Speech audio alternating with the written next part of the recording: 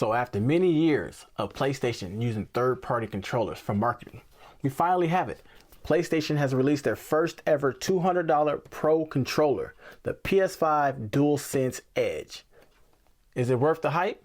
Let's talk about it. What's going on, you wonderful people? My name is Brandon. Welcome to CraytonTv. So I've been having the PS5 DualSense since launch day. I did pre-order this with my own money, and PlayStation got it to me just on launch day, so they did real good at that. So thumbs up to them for that. But what we're going to touch bases on today is we're going to talk about what do you get in the packaging of the PS5 DualSense. We're going to talk about the battery life, some updated recommended settings that I can give you that you may want to adjust for yours, just so your controller can last longer.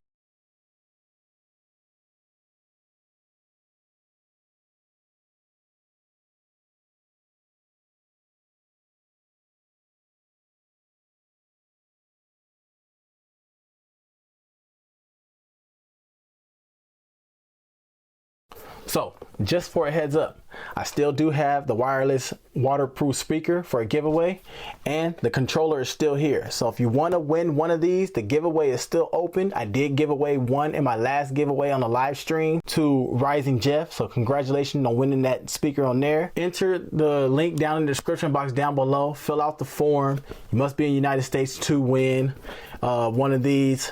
It's just better on shipping. It will last all the way until February 18th, 2023, 11 a.m. Pacific Standard Time. So I will go live on YouTube at 12 o'clock noon Pacific Standard Time.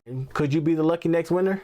If you want to check out the video where I did the full install of this controller and what it all has to offer, besides the back paddles, changing the faceplate, putting LED buttons, clicky hair triggers, you can watch that card link right here, and it will be down in the description box down below to check out that video. And I'll see you guys for the giveaway on this February 18th, 2023 at 12 o'clock Pacific Standard Time. So here it is right here, the PS5 DualSense. Here's the box. Nice packaging, especially for $200. Typical PlayStation, a box inside of a Look box. at this dude. Bam! Ooh, nice box. Okay. Anything down here? Instructions for the wireless, but who needs that? We don't read instructions around here. Here we go. Ooh. Ooh, okay. Sounds pretty good. Looks decent. Check out the quality of this. Okay. All right. Got little details right there, as you can see. Here we go. PS5 DualSense controller. Okay, so this is what we get in the packaging. At the top, got the little cord. This right here, if you buy this, if you scan this, this shows you little tutorials and videos of the setup process and everything else on PlayStation website. Got the PS5 controller right here. Ooh, it feels good too. Baby.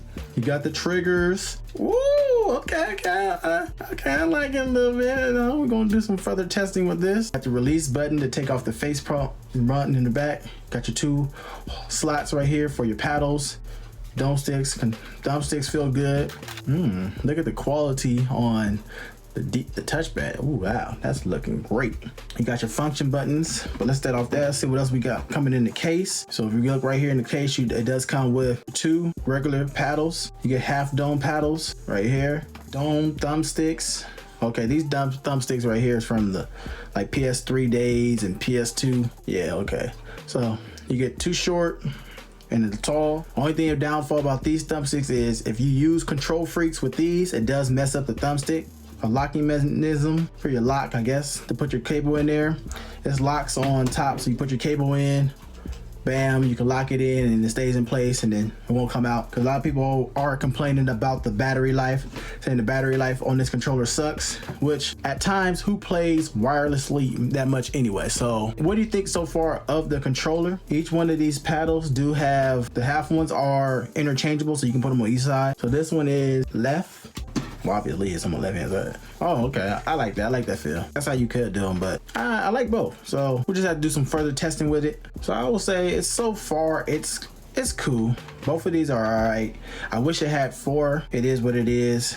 The release button right here allows you to change the thumbsticks in case you do ever get stick drift, and I'll show you how that works. You just want to stick your finger in here. So after you hit the little release button, Careful, the faceplate does come off. You got two little latches on the side right here, 1 and 2. Pop this up, and now you're able to slide out the thumbstick module right here, so which is really good. I like the mechanism of this. Opens up a lot more, you know, creativity for it's something different. I enjoy it, you know, just swap it up right here. I did order a second one already, so this will go right here once I get it. Also in the case right here, it does have an opening right here. It's Velcro right there like that, which allows you to, you know, charge the controller when it's in the case. Nice feature, nice durable hard case. Reminds me of the Astro C40. So if you guys do want a controller comparison, let me know. I have plugged in the controller and it says, welcome to the DualSense Edge controller. Take the tour. Well, we're gonna take the tour. What you gotta do is set up a controller. It does give you a little tutorial of the diagram and let you know that you can customize any button to what you can. So change the buttons according to your preferences. Pretty cool, you know, checking a little stuff out, what we can do.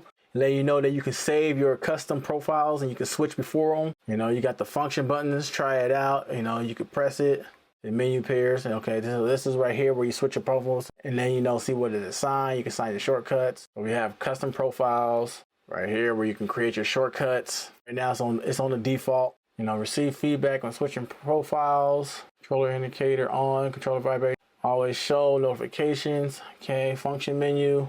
Just going through it real quick, trying to speed up. Brightness of controller indicators, standard, so it'll let you know the brightness of the controller's indicators. If you want to save battery, this is where now we're gonna get into the parts where you want to save battery. If you want to save battery with this controller, especially if you're using it, I'm gonna set mine to dim. We don't need it that bright because this thing does get bright. If you want to save battery with your controller, real simple, make sure you turn down some of the settings, and that will help you save the battery. But yeah, there's a little setup process right there of setting this up real quick, checking out the software. All right, so to create custom profiles, you want to create custom profiles, you want to hold down one of the function buttons, go into the settings. So right now I just made up one right now called Fortnite, and you can change your buttons, what you want to have remapped. So you can remap the touchpad, L3, all that other stuff. Stick sensitivity in the dead zone. So we'll go through a little bit on this. I will do an updated video of finding and checking out all these and trying to figure out the perfect thumbstick sensitivity and trigger sensitivity, just like I did with the Astro C40 tournament ready controller. So stay tuned for that. Like this video, subscribe if you're new, if you want to see that type of video. But here we are right now. We've got the left stick, you got it's on default, and then you can change the right stick. You got the curve right now, as you guys can see. So anytime I move the left stick, it's just, you can check it, you can change it to quick, precise if you want it. You know, you guys can pause the video if you want to read these. You got steady, digital, dynamic, all over there. And then if you're inside of a game, you can just go right back into the game, so you can test it out if you don't like that. So I will do a full updated when I'm inside of a game. Now right now I have it 0 to 100 real quick, and this is all the way down. If you want to put it to the middle, still like that on both sides. All preference on what you are playing. So still 0 to 100. You can change the range input, so you can use it like 50 to 100. So the first half of the trigger system, when you click on it, it won't give you no feedback or nothing like that. Yeah, so normally vibration, I usually just turn vibration either a weak or off. I don't want no vibration, I don't really care. The trigger sensitivity effect, we leave that on strong. That's the little touch bases of creating the profiles. I'm saving it now. So now I'm gonna assign it to a shortcut so I can get to it. It'll be function, I'm gonna just use function and circle. Yeah, so see how that is, function and circle. So now the function buttons I can hit, and I'll be able to go, you know, switch profiles. So if I press that, see now I switch, I press the function, I press either one, you can just switch. If I want to go back to triangle, I just press that and go back, which is pretty cool. I like that feature. It's pretty dope. So we got the PS5 and the Astro C40. If you want to see a controller comparison between these two right here, let me know in the comment section down below, and I will bring that video to you guys. The Astro versus the PS5, giving you guys my thoughts on the PS5 DualSense controller. It has its pros and cons, ups and downs. You know, it's a really good controller. I tested it out, tried a little bit of games. If you're used to 4 paddles, it will be hard to go back to 2 paddles. The triggers, I like that, so I will bring a sensitivity video and analog sticks. If you guys want to see that, let me know in the comment section down below. For $200, Well, if you really want to, and if you want to just try it out, one controller that's actually PlayStation's first ever controller that's coming out, yes, I will say go out there and buy it. But just keep in mind, it's a $200 price tag. So is it better than a lot of third-party controllers out there? It's close. It is why? Because of all the features that you get. You know, I would recommend you, if you want to get one, get one. Test it out, try it out for yourself. Yes, I will say I would recommend this controller. It's a nice controller, nice feel, nice update. I walked you through the settings and the tutorials and stuff like that. So let me know what you thought about that. If you want to see more, let me know also in the comment section, what else do you want to see with this controller? All the features and stuff, I will bring those to you. But yeah, giving it ups and downs. I wish it was 4 paddles, but overall, it's a nice, decent controller, nice weight to it. The battery life, I don't really care about that because normal time I always play wired anyway. Given that said, I do like the triggers, the little lock mechanism. The Astro C40 had the same thing. You lock it up and down, and it's still cool. I would like this. So my overall thoughts are up and downs. I just wish it had 4 paddles instead of 2, but maybe on their version 2, whenever they release another one comes out, it will have 4 paddles. Because 4 paddles will really help. These little half domes back here in the back, they're pretty good. My hand, the way I hold the controller, my hand's always there anyway, so it doesn't really matter to me. So I can always adjust to that. The little function keys, some things that I don't like about it is that I wish that you were able to, since there's only 2 paddles, that you could able to program the function buttons to something else.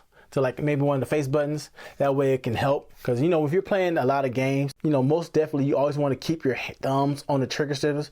And I really don't want to sit here and try to play claw and do all that other stuff. It's just a little pet peeve, but it would be nice if it was a little update that came out and allowed you to program, you know, the function buttons to something else, just instead of just having just the back paddles being there program.